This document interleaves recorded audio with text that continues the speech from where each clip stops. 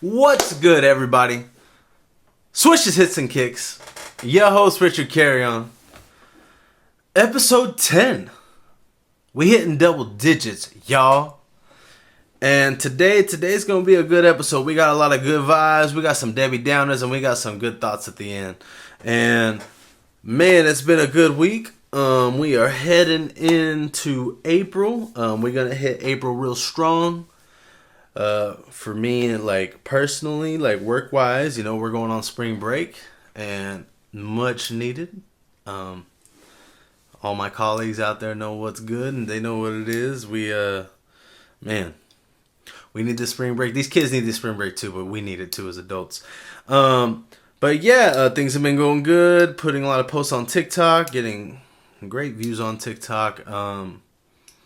Still working on YouTube, still working on Instagram, follow, like, comment, share, all those good things. Subscribe. I'll get more into that at the end. And let's hop into good vibes. So, let's talk about my Sacramento Kings. Now, I'm recording this on the Wednesday. I'm not talking about last night against the Mavericks. But I'm singling out a player, and I'm singling out Domantas Sabonis. Domantas Sabonis just set a post-merger streak. He broke the record and double-double streak. So he has had a double-double for, I believe, is it 55 games? 55, right? Or 53? 53 games, right?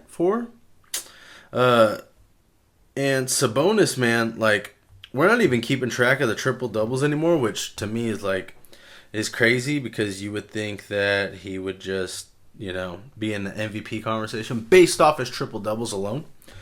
But Sabonis right now, man, like, he is an MVP candidate and he's not getting talked about enough. And I don't know if it's because the Kings are considered a small market team, right?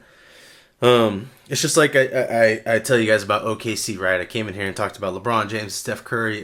They get all of, the primetime games, even though if the scheduling was how it used to be, they wouldn't be even in the playoffs. So now we made a play-in, and I believe the play-in is done so certain players have a chance to go into postseason, which help ratings.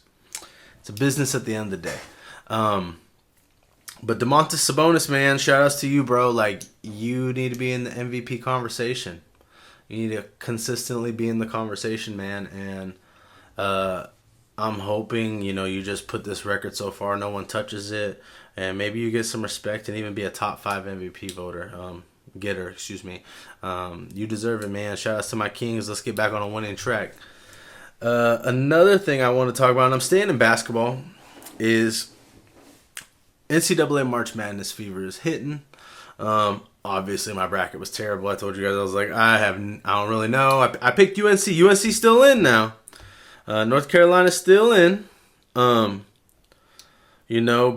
the team I think that's interesting, and I'm like, oh man, like I like a good underdog story sometimes, is North Carolina State.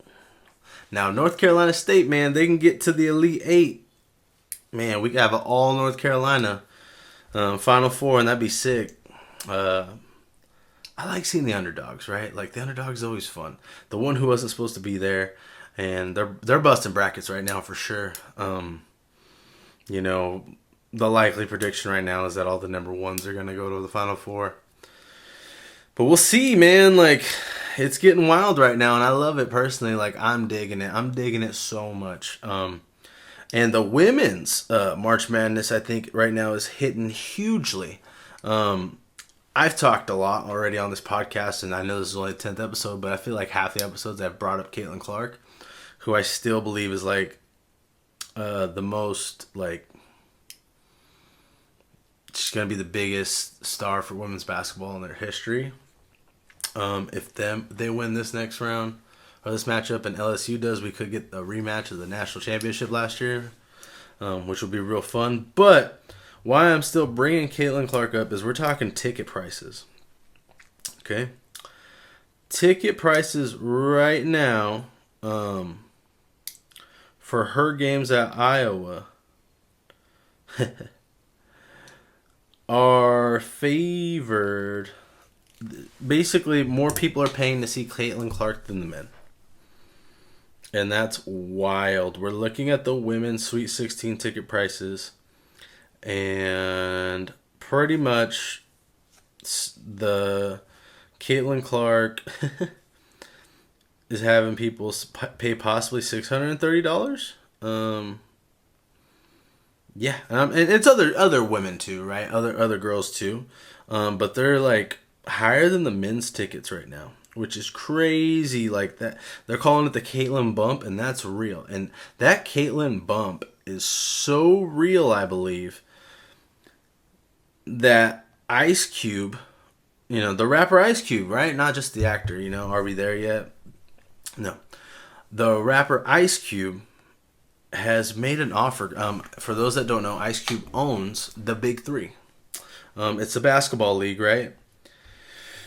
And Ice Cube has extended an offer to her to play in the Big Three, which to me is interesting. Like, so is she playing against men? Like, what's she doing? Is she are they making a women's league?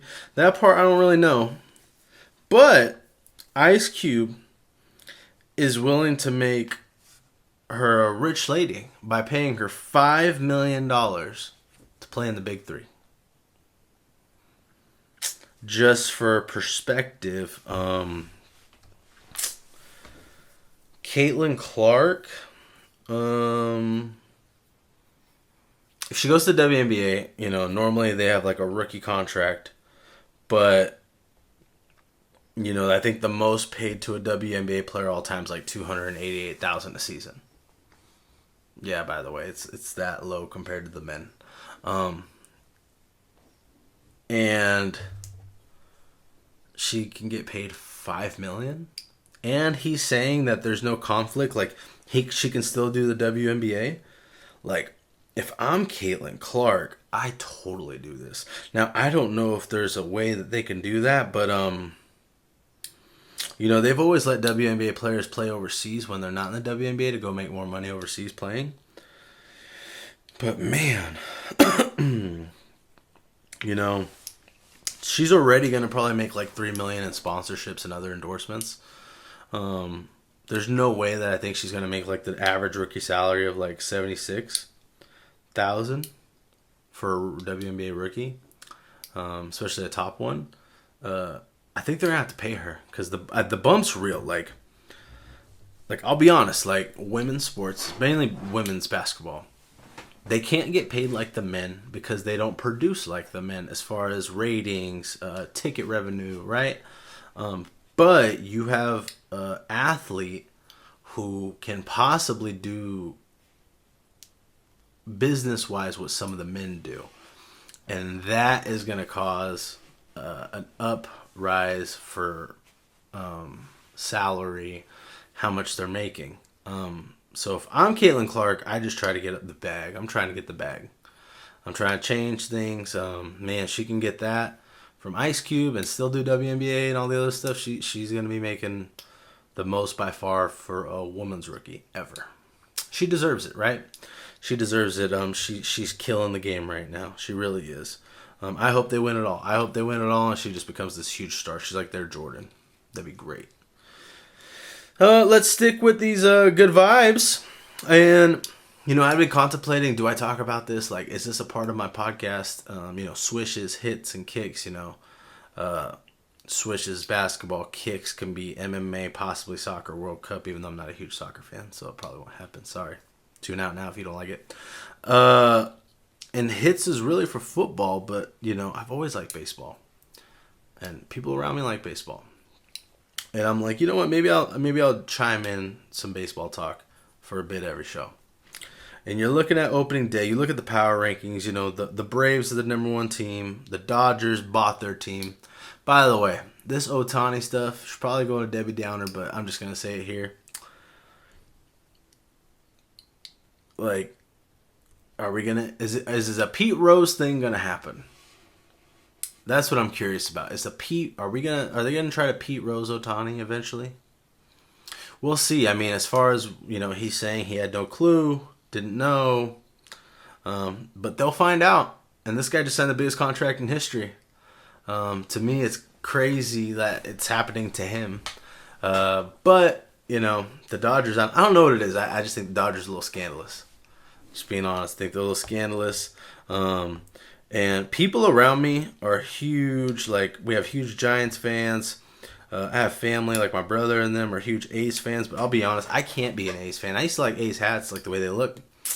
But I don't think I can be an A's fan. Their owner has no love for their team. I know the city of Oakland, like, they lost the Raiders, right? They're the Las Vegas Raiders now. But the Davises, even Mark Davis, who has the worst haircut of all time. Worst haircut of all time. He loves his team. The Oakland A's owners don't. They don't love them as much. Like, even the city doesn't love them really either. Truth be told, the city's terrible. Like, they don't love them. Sorry to people listening. Oakland is what it is. Don't rob my car. Anyways, for real, don't do it. Luckily, I got insurance, so it is what it is. Just don't take nothing. You can take the car, whatever.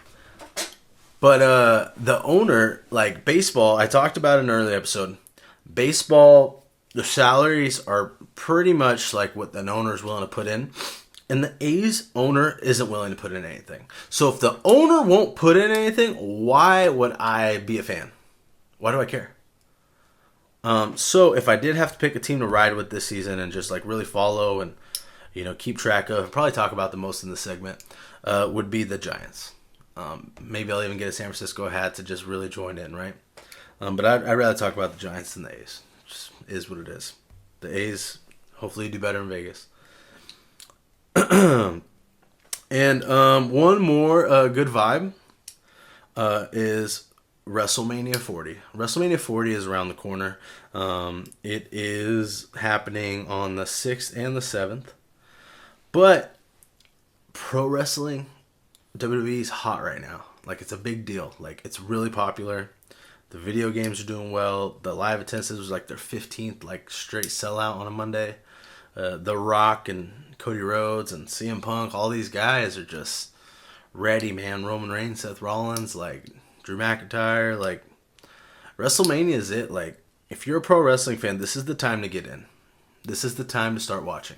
You're gonna enjoy it. They're bringing back blood, like cursing, like they're cussing on TV. It's like the Attitude Era. It's like the newer Attitude Era with honestly better wrestlers. I said it. They're better. Get in or get lost. Get in. Let's go into some Debbie Downers. And I made a video earlier this week. I believe it was it yesterday? Yesterday morning as we were recording this? I think it was Tuesday morning. Monday they came down about the banning the swivel hip drop tackle. So the hip drop tackle. They're banning that, and I'm not gonna lie, like, what are we doing to football? I say that as a spectator, as a fan of what are we doing to football. Truth be told, football's America's game. It's the most watched American sport. It's the highest generated revenue American sport. And I ask, what are they doing to the game? Because they've been implementing changes over the last 20 years or so that have made the game, I guess the word they like to use is safer. But where I feel they messed up is, a hot topic before this announcement happened is the NFL was bringing up how offenses have, like, scoring in a game has dropped. So we've had less scoring in games since the pandemic year. I believe it's like 49 to now 43 and a half. And, to the owners, who fund these teams, right? And get money from the teams. Don't forget that. They think that the highest viewership they get is when people are scoring.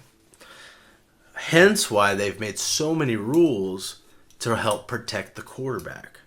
Because the quarterback really controls the game on offense. And the quarterback oftentimes brings in the most revenue. Okay? That's why there's been a lot of rules made. And to help the quarterback, especially contact, roughing the passer rules, all that stuff. But I feel like you're making certain rules at the cost of the integrity of the game. And I say that because it's becoming to where the defenders can't do anything. Like, they're going to get penalized, a 15-yard penalty if they do this tackle. Most of the time, those hip drop tackles are happening when they're behind the ball carrier. The person, whoever has the ball. The person had gotten by them, and this is like their last-ditch way to bring them down, and they do a hip drop tackle because, truth be told, sometimes maybe that runner just runs them over, and they can't tackle them. And this is the only way they can get them down, and that's their job, is to get them down to stop them. Well, if they can't do that, I mean, I guess we're giving the owners exactly what they want, and they want high-scoring games. They're just going to score. But it's going to end up looking like flag football. And that's basically what the Pro Bowl is now, and the Pro Bowl is unwatchable. I have a few theories about this. I think that with the Olympic Committee passing flag football as a sport, it makes me wonder, does the NFL, I don't know, that looking at it drastically, but as I guess a conspiracy type theory. Where's my tinfoil hat? Oh, I left it at that. Maybe I left it at work. I don't know. But they want to possibly sponsorship something with the Olympics. That's a possibility. Who knows, right? Because flag football is now an Olympic sport, weirdly. No idea why. And the fact they want to take out wrestling is crazy, but they're going to put in flag football. Okay, cool. Yeah, let's watch how the Czech Republic does with that. Sweden. Mexico's going to do hilarious with it. But that's a conspiracy theory, and I also think another one is they saw within the first few weeks of the season too many star players getting hurt. And that one's probably more likely. They saw too many star players getting hurt, like a Dak Prescott. Like, I heard someone say, man, ticket sales went down, views went down when Dak went down, and Cooper Rush went in. People weren't paying to see Cooper Rush. It's probably true. I don't know. I just think that they're making the league soft. I want to say, soft, and eventually, the things that they teach at a high school level or college level, don't make sense. I'm curious, the people that they're going to bring into these camps to show you, opposite ways on how to tackle when that's all you've been taught this whole time is this certain way to tackle. I also worry for the NFL that they're going to become, and I know this is going to sound weird coming from me, but come similar to the NBA. And what I mean by that is the NBA has changed quite a bit within the last, I'd say, 25 years. They've changed so much that, the NBA used to have games that were the final score was 79-86. It was harder to get fouls called on you. You would knock a guy down and you probably wouldn't get a foul call. But now, there's a foul call for everything. It's an offensive-oriented game. The NBA All-Star Game was one of the last cool All-Star games, and this year had the biggest backlash of all time because it looked like the Pro Bowl. I'm afraid the NFL is going to become like the NBA, where the rules are going to heavily favor offense, and it's going to be a one-sided type game. So all of those people that like to see the defense, like to see the struggle, you're not going to see it. And that's sad because that is what makes a good football game. You have a great offense, a good defense. The best games are the best defense versus the best offense, and we just see who's going to win. 2002, man, freaking the Tampa Bay Buccaneers against the Oakland Raiders at the time. The Raiders had the best offense. They had the MVP, Rich Gannon. He had Jerry Porter, Jerry Rice, Tim Brown to throw to, Tyrone Wheatley, Charlie Garner. And they went against the best defense. John Gruden led with Derek Brooks, John Lynch, Warren Sapp, Booger McFarland, Simeon Rice, Rondé Barber. They had an insane defense. And guess what? Defense won. I don't know. I'm hoping. I don't know. I got to see how it goes. I'm really worried about it, to be honest with you. I know that's weird. I have no stake really in the game. I'm just a fan. But at the end of the day, I'm a fan that pays. So, pay with views. Pay with this. I know this might not get the most crazy eyeballs on it, especially to the NFL. But this gets some eyeballs on it, and I am expressing like I don't like it. Another Debbie Downer I have, and it's kind of a sad one, is the UFC settles their antitrust lawsuit with the fighters. So there's about 1,200 fighters that filed a lawsuit, a couple different ones, the UFC, and they've reached a settlement for $335 million. And I know $335 million sounds like a ton of money. In the grand scheme of things, for what these fighters were really trying to fight for, I don't think it does. They're all not becoming millionaires or becoming rich from this. That money, I think Dana White alone is worth more than that. I think the UFC itself is worth $12 billion. The people probably making the most money off this is attorneys. They're probably making more than every fighter gets a cut of. And I think this is bad because now, like, the hope was that this leads to a union. Everybody talks about an Ali Act. I don't know about the Ali Act. Boxing itself has the Ali Act, but like boxing isn't healthy. Like boxing has a hard time making fights because there's so many promotions. And the fighters, the top fighters get a ton of money, but like they have a hard time making fights between the best. That's where like the UFC always has done best versus the best. But now I think it's hard because, man, if you don't have a union, the UFC just is going to keep doing what the UFC does. They pay their fighters, I believe, like 7 or 17%, somewhere in that ballpark, of their total profits, where like other leagues pay much more. Much more. The fighters are underpaid. The fact that they still do 10-10 starting off is insane. Or it used to be 8-8 or 4-4. I remember 4-4, 8-8, like off the Ultimate Fighter. Like, that's crazy. And I said it's a Debbie Downer because like the way things are is the way they're going to stay. I don't think they're ever going to change. Unless like a fighter makes another promotion that somehow is able to beat the monopoly. But I don't see it. Makes me sad as an MMA fan. I watch it. I still pay for it though. It is what it is, right? I must not be that sad about it, right? Let's see. I think we're done with the Debbie Downers. Thank the Lord above, because man, I was getting for reals down talking about this NFL stuff. UFC antitrust lawsuit. But let's talk some closing thoughts. And it's weird. Like, I am probably going to another downer on my closing thoughts of this episode because have you seen Quiet on the Set? I talked a little bit about this. We finished the third episode when I recorded that.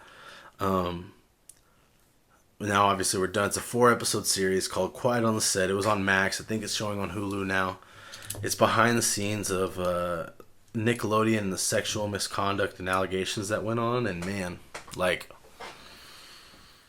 it's sad and it's dark. And to be honest, it makes me look at Nickelodeon a lot different.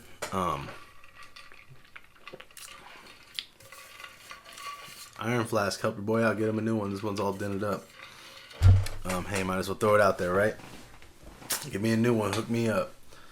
Love me. And this Quiet on the Set, man, was super sad just to see like how they treated these young kids, teens. And like there's adults that are writing this content for them. Like the stuff where like they like throwing goo of some type, splatter on the face. I think it's like terrible. And I don't know about it. Like they had like weird, I'll call them fetishes with like splattering on the face where stuff's dripping down girls' faces. They had a weird thing about feet. Like they hired pedophiles. All around bad. I recommend watching it because it's very eye-opening, especially if you're in my age group, like, you're a 90s, early 2000s kid. You need to watch it. You need to check it out and see it and just, wow, mind blown. Now I'm waiting on, like, when's Disney's version of this documentary to come out because I'm curious to see how that is because, they got some skeletons. This weekend, big movie I really want to see is Godzilla and Kong. There's a new one out. And I always like those movies. I know some people are like, oh, those are lame. Not to me. I'm hoping to go check that out Friday night or Saturday. Really am. Hoping to go check it out. I can't wait to see it. It looks sick. Obviously, if you see like any figures or any type of pictures, you kind of get spoiled about what the movie's about. But I'll talk about it in the next show. I can't wait. And a topic, I don't know why the heck this topic popped in my head recently, but it's like, who's an actor or an actress you want to meet? And I'm like, man, I have like a solid top 3, like, that I would love to just meet and take a picture with and just be like, thanks, dude, you like gave me so much laughs. The first one's Adam Sandler. I don't know what it is. I love so many Adam Sandler movies. He's just always been hecka funny to me. Vince Vaughn. Vince Vaughn's hilarious. I don't know what it is. His cadence about things. You motorboating son of a you know what. You know, like, I don't know what it is about Vince Vaughn. He's always made me laugh in all his movies. Old school. Earmuffs. Then honestly, the number 1 is probably Ben Stiller. Like, man, we can talk about Heartbreak Kid. Honestly, the first one I really remember him in is Heavyweights. I can recite like so many lines of Ben Stiller in Heavyweights. I do it all the time. I did it at work the other day. I don't know, what is it? We were in the staff room for lunch, and I just was there like, good morning, campers. Lunch is canceled today due to lack of hustle. Deal with it. I don't know why. I just think that movie's hilarious, and my guy, he's like the most funny. Like there's little things like just running to like go start this thing, and the guy's like, I'm not rolling that. Are you ready now, Kenneth? Like, and then I feel like his influence for Dodgeball and White Goodman came from Tony Perkis and Heavyweights. You know, like, nobody makes me bleed my own blood. Nobody. My fitness contriere, Michel. Like, I don't know what it is, man, about Ben Stiller. Like, even in Along Came Polly, like, when Jennifer Aniston finally gets him out of his shell and he finally goes to dance and Homeboy's just... like, he's just jamming. Like, that's the best stuff, dude. I'm curious who would you all like to meet? The Rock would be a cool one too, but I'm not talking wrestlers and actors. I'm just talking actors and actresses. Ben Stiller, man, number 1, Vince Vaughn, Adam Sandler, and I'm getting crazy off topic, and that's all good because we need to get to our social medias. Need to get them social medias up, man. I'm trying to get them socials up.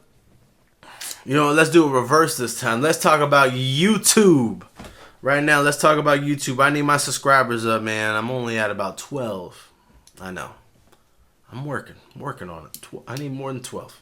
Let's get them up. Let's pump these numbers. Those are rookie numbers. Pump them up. Subscribe, like, comment, do all that good stuff. Let's go. We're doing reverse order, but this bad boy stays in the middle. Let's go to TikTok. You don't stop. I've been putting more videos up on TikTok. Actually doing well on TikTok. Way better than YouTube. Let's go to TikTok. You don't stop. Let's get those rookie numbers up. And then we go to Instagram. Like on Instagram. Follow on Instagram. Comment. Engage. I post quite a bit on Instagram, so I'm pretty active there. If you commented, you message me, you say anything, I'm probably going to respond back right away. Oh, and we still do audio podcasts every week on Apple Podcasts, Spotify, and everywhere you can find a podcast. This is it. This is the end of the show. This is Swishy Sits and Kicks. I don't know how much more I can tell you. I already gave you a good vibe. I gave you a Debbie Downer. I gave you a little bit of Tony Perkis of White Goodman. Hell, I don't know what else I can give you except good. Get it. I'm out.